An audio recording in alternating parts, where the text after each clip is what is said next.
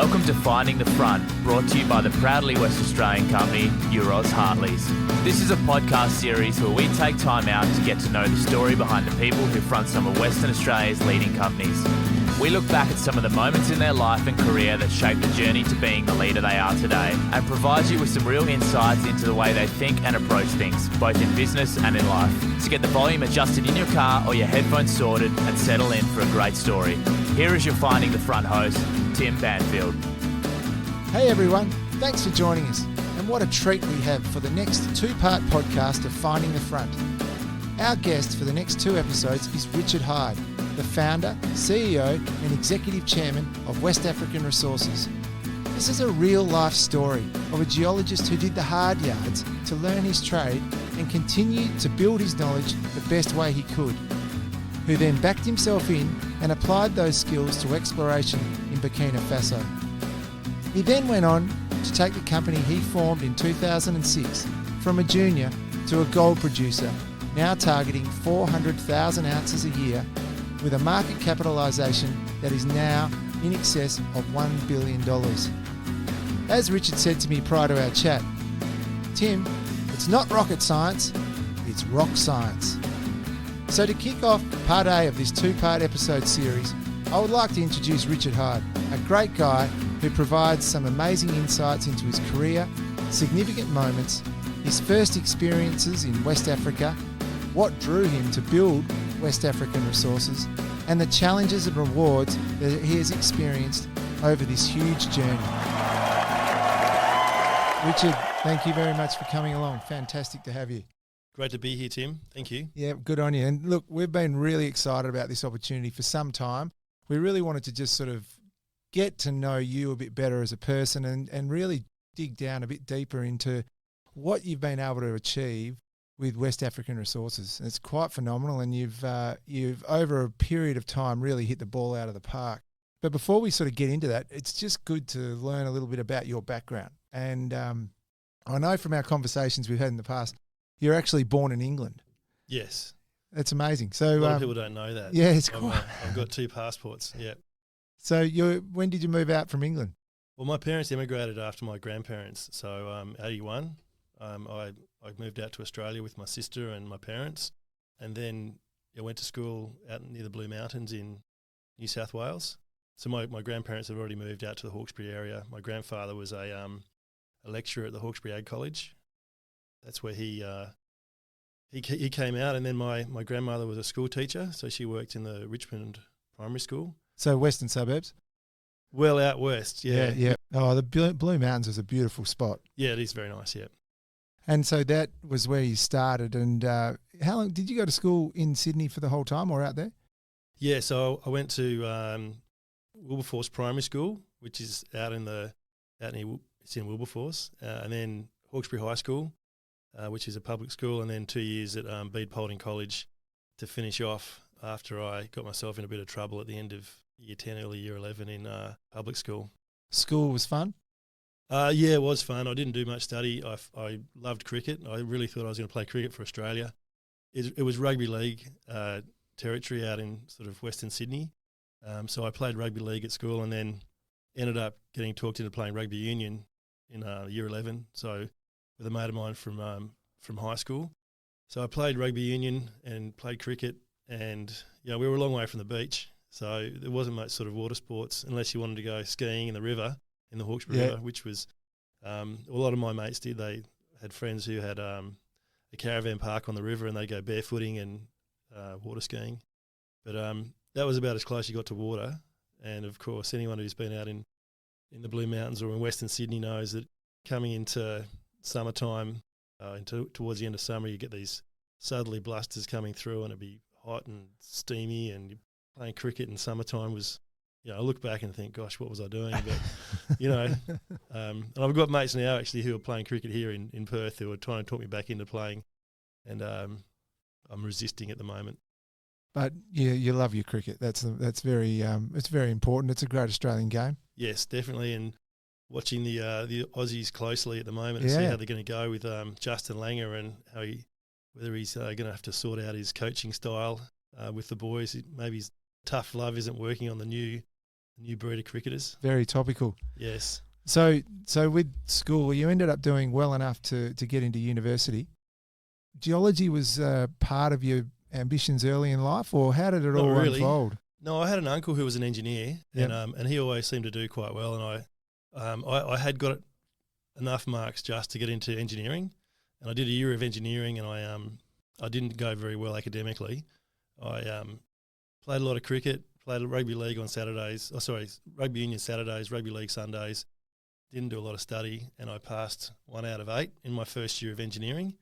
Wow. I had to write a letter to go back in to do a Bachelor of Science. So I chose science, and I had chosen chemistry, biology and physics, and I had 2 units left, and I got talked into geology by Peter Flood, who was the professor of geology at that time. And when you started with geology, did it click? That's where the love of, or that passion of earth science, for example, came about? Yep. And that's I just clearly remember doing topic of plate tectonics, and suddenly realising that, you know, the earth is mobile and there's plates moving around and mountains are being built and sea floors being subducted, and, you know, all those sort of earth processes really captured my imagination, and that's why I got into geology originally. You know, nearly 30 years later, I'm obviously exploring for gold in Africa, but I still love listening and reading books on earth processes. So I think we talked about it previously. My favourite book is A Short History of Nearly Everything by Bill Bryson.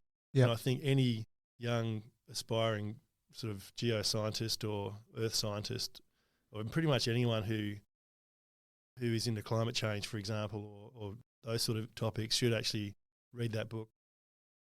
Yeah, you have mentioned it before, and it's definitely one that I'm going to read, but also suggest to others, because it sounds very, very interesting. Well, because it captures everything, and he does a little bit of everything, which is really interesting. But also you realise that Earth processes that we're living on a pretty old planet, and it's important because, for example, in Western Australia, you're exploring for gold in Archean rocks that are 2.7 billion years old.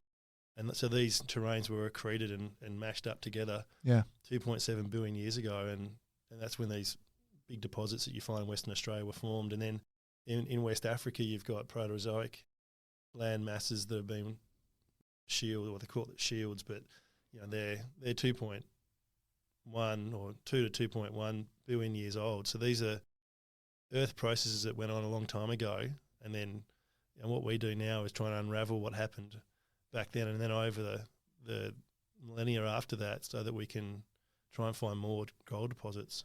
So that kind of gets it's a big process, but then it helps you put it in context. Absolutely.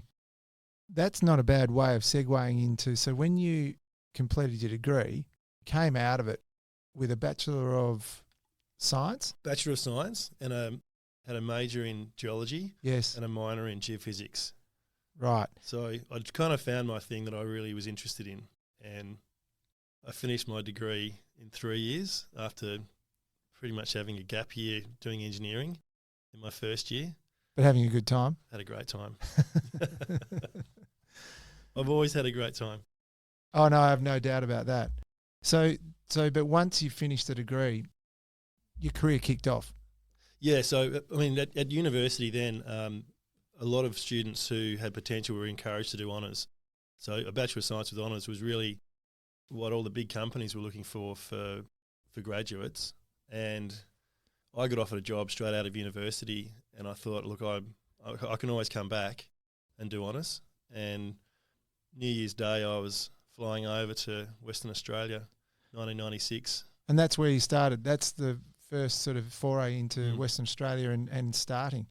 That part of that first job was really gave you the start in geology in earnest.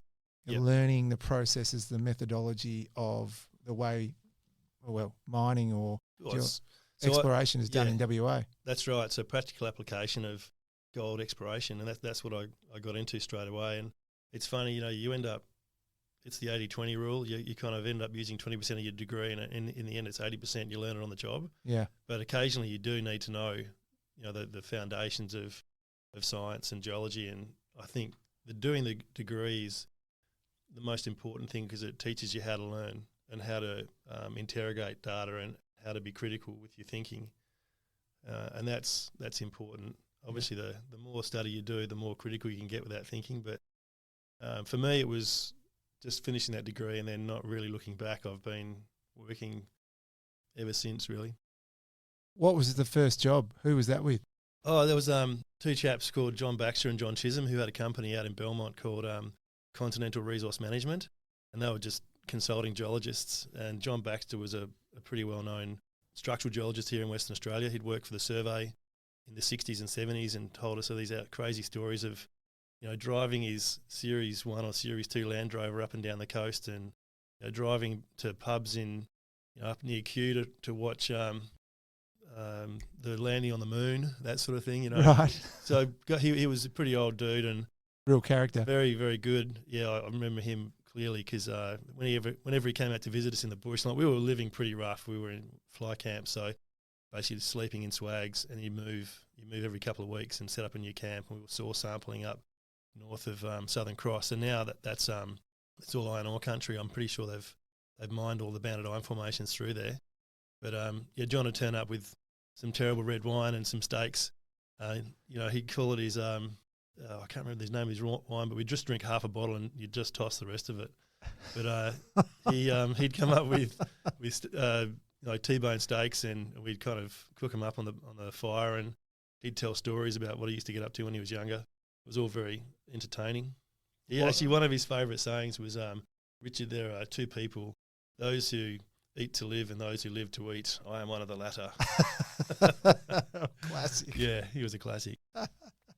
So how long were you with Continental for? Oh, a couple of years. Yep. And then I heard about a job going with Aberfoyle, which was a pretty well-established gold and base metals explorer and miner in Australia in those days. So I jumped across and went across and worked for Aberfoyle, and I was put out into the eastern goldfields doing exploration. The team that I was part of then found all the ground, or found all the deposits out at Carosue Dam, which have been mined now by Saracen. So, I drilled the first holes into Whirling Dervish, which has been mined now. And, one day, actually I was shouting to Raleigh Finlayson about that at Diggers and Dealers. I'd love to get back up there and have a look one day and see what it looks like. Yeah. Yeah. But Aberfoyle was a great company. So Mike Joyce and Mark Teagle were sort of my two mentors there. And I spent a lot of time, working with both of them. And I think I learned a lot from them. With both those jobs, did you concentrate mainly in the goldfields, or I think you mentioned you went up into the Pilbara as well. Yeah, Kimberleys. Kimberleys. Yeah. So after that, Aberfoyle was interesting because we made this discovery, and then the company was run out of Melbourne, and the people in Melbourne had made a decision that they were going to trench, they were going to cut back, and so I was retrenched in 1997 or 98, and I remember driving a Land Cruiser back to Perth, and going upstairs into the office and being given an envelope and being told not to throw it out because there was a check in there. And yeah, it was interesting. So that's probably the longest stint I've had off work, actually. I was off work for 2 or 3 months, and I got a job as a contract geologist up in the Kimberleys, doing base metals exploration with Western Metals. Right. And then the next summer, Western Metals made a bid for Aberfoyle, and I ended up back in the same office that I had previously. So it was kind of bizarre. Yeah, circular. Mm.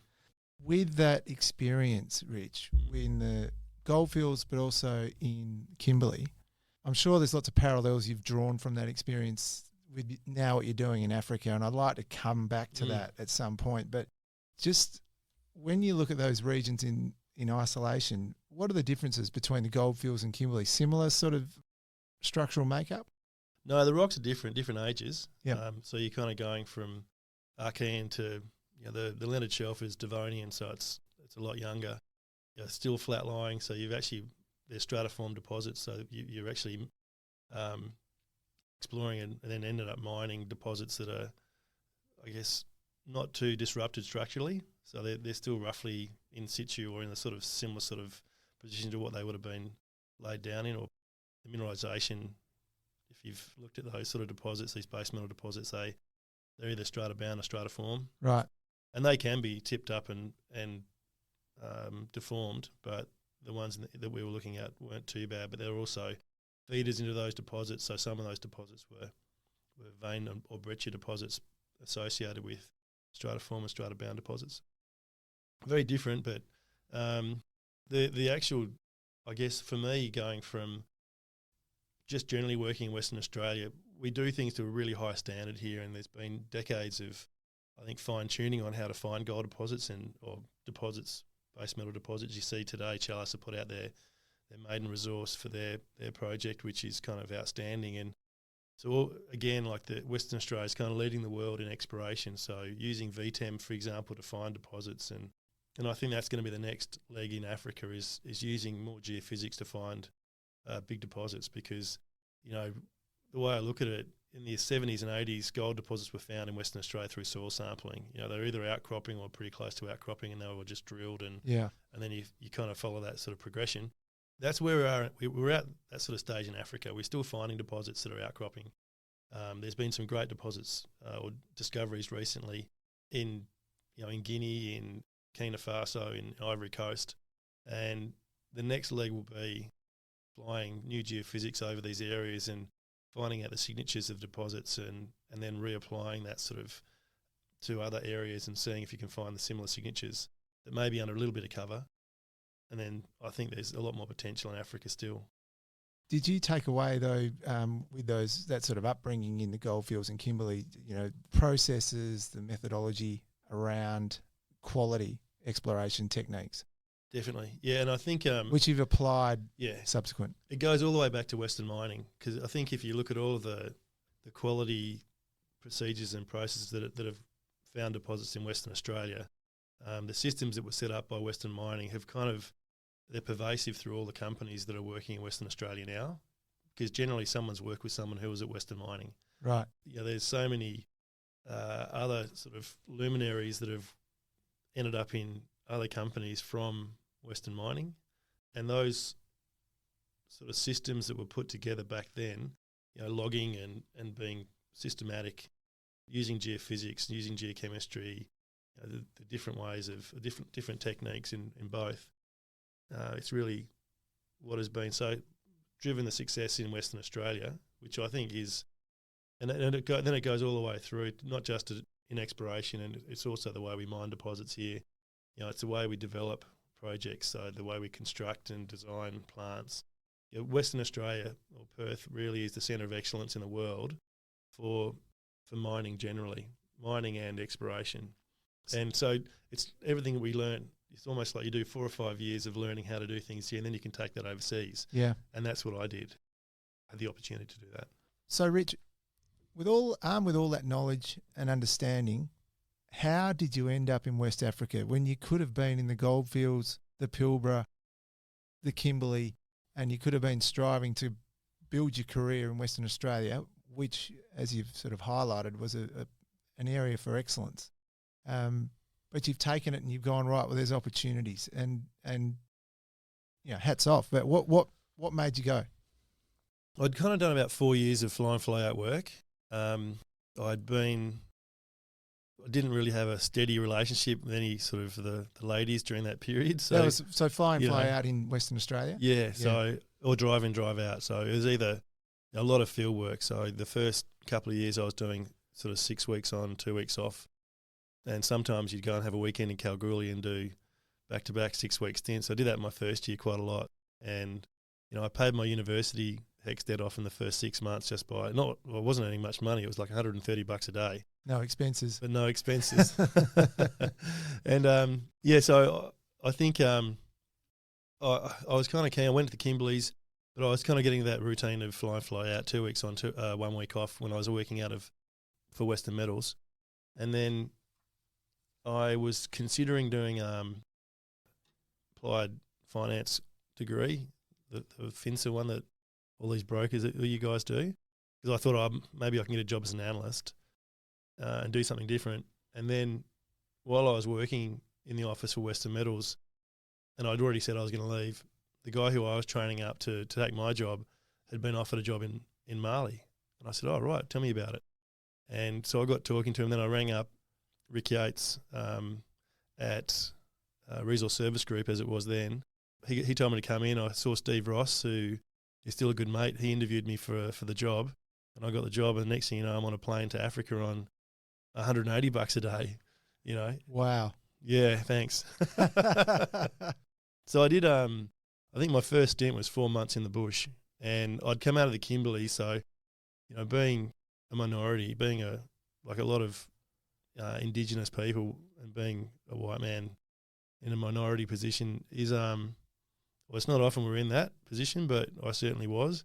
And, you know, 4 months in the bush in West Africa was an experience for me, but, you know, I kind of really enjoyed it. And I was doing exactly the same thing that I was doing in Western Australia, but just it was a different experience, yeah. Well, you would have learned a lot about being independent and pioneering in many ways. For you, coming out of the comfort zones of drive in, drive out. Yeah, and I think look, in another country and that's. I've always been pretty independent, you know, because I left home to go to university at 17, you know, and then it wasn't until 2019 that I kind of went back and I caught up with my dad in Japan and we went and watched rugby, and I was thinking, we haven't spent 2 weeks together since I left home, you know, and I was 45 then. That's 2 years ago. Yeah. So I've always been independent, probably to the point of distraction and annoyment for my wife and my family, but I've always been able to get on and get things done, and kind of being a jack of all trades, master of none, definitely. So I can do a bit of everything, which I think is sometimes really good. Sometimes it's a bit of a curse as well. Well, we've seen you jack of all trades as the story progresses, but when you're out there, when your first job and you go out and you're 4 weeks on, did you wake up one night and go, oh my gosh, where am I? It was 4 months. Yeah. 4 months, should I say? So I was the only white guy. We had all the Mali, and I was living in Mali. I had a small team of 3 Ghanaians with me, and I'd just been dropped off by an Australian, the manager of the company, who'd come back just to drop me off in Africa and then left. And so good luck, son. Yeah, pretty much. And Jeff Krensky said on the way out we were working for a company called Hyde, which was the big Hyundai, but these 2 or 3 Koreans in the middle of Africa. It was bizarre. And Koreans can be very structured in what they do, as you can imagine. And Jeff said to them on the way out, look, we're just happy eating bread and tuna every day, maybe some sardines. And like 3 months in, they were still feeding us that every day for lunch. So I just ended up kind of breaking ranks, and I'd eat with the local guys, and we'd have these big bowls of, you know, couscous and this sort of dried fish soup on it. And, you know, it was different. And then I'd eat my bit, and then someone put a hand or a finger into my little corner, because we were all eating for the same big bowl. Yes. I said, that's it, I'm out, I'm done. I lost a bit of weight. I had a fantastic rig when I came back after that first 4 months.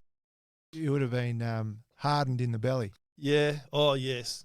Surprisingly, and still pretty hard in the belly. So, Rich, you said you came back with a body that you were pretty happy with after eating couscous salad out of a bowl. That challenge of eating, I mean, let's just sort of dwell on that for a minute, because you probably weren't accustomed to that style of food, or, you know, being in another country with the environment you're in. You know, you must have some amazingly tough stories around getting your body battle hardened. Yeah, well, it's funny because my dad's English, and he's a very plain eater. Like, we didn't have any spicy food as kids growing up. And I can remember my mum cooking lemon chicken once, and he kind of looked at her funny and went to the fridge and got a steak and cooked it. And so when I first started working in WA, I was working with 2 fieldies, Tony and Rob, and they'd been surfing up around Indonesia, and they used to cook these hot curries, and it was either eat that hot curry or cook for yourself. And so I kind of got used to eating hot food then. And then when you have the choice of either eating a dried fish soup on couscous or tuna and a baguette every day, the baguette after 3 days, like they'd only cook them every 3 days.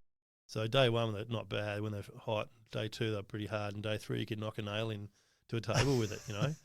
So you just sit down, and it also, I think, you know, what I'm trying to do at WAF is I'm always focused on teamwork and trying to get the best out of the team.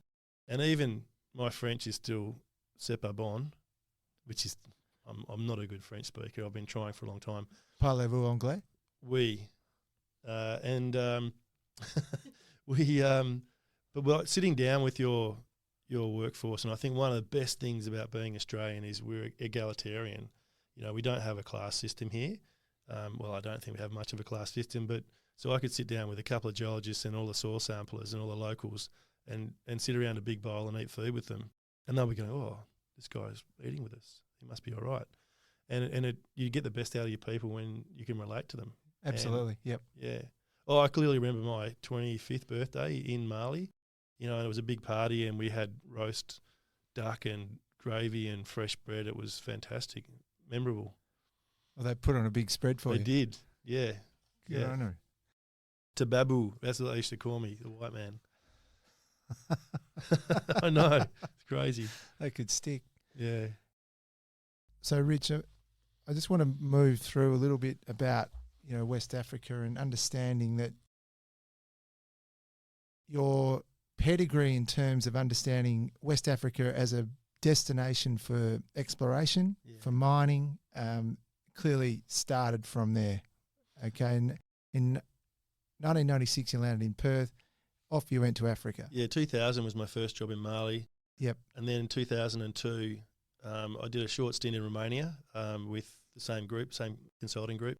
And then an opportunity came up to run the office in Ghana. So I came back and ran the Ghana office, which kind of serviced West Africa. So that was an Australian consulting firm who provided exploration, resource and mining services to mining companies and junior companies. So I ended up running exploration programs on behalf of other companies. So we do contract exploration and management, you know, right throughout West Africa. So we ran in Ghana, Mali, Senegal, Burkina Faso, Ivory Coast, You Sierra got Leone. a really detailed overview of the opportunity set. Well, yeah, and so I got to get across a lot of projects in the sort of 5 or 6 years that I was based in West Africa, and then and also going back after I left Ghana, left West Africa, I still went back and kind of went back in 2006 and started thinking about setting up my own company.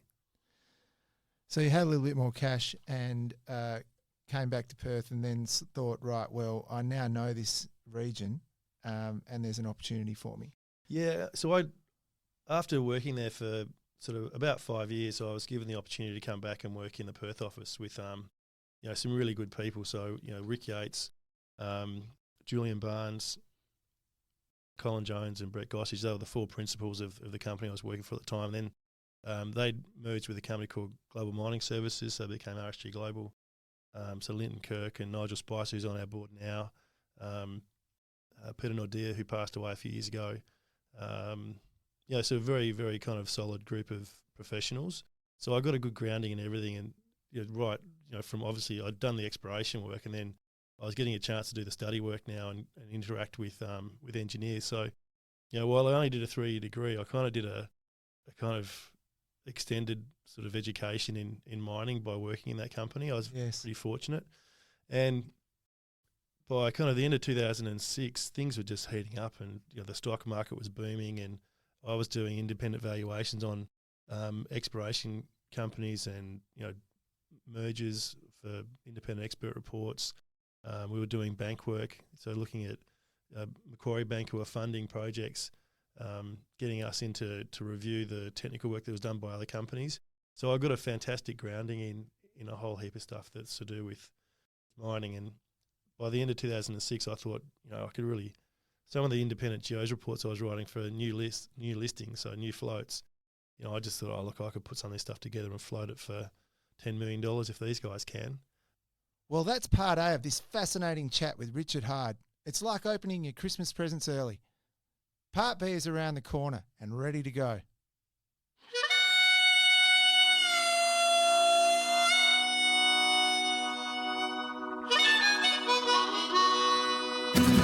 Thanks for listening to this episode of Finding the Front, brought to you by the proudly West Australian wealth management and diversified financial services company, Euroz Hartleys. If you like what you heard, please don't hesitate to tell your friends and subscribe to the podcast through your podcast host of choice. If you have any questions or would like to contact us, please email our fabulous producer Bridget on communications@euroshartleys.com or visit our website at www.euroshartleys.com. This podcast has been general information only. Euros Hartleys holds Australian Financial Services Licence 230052.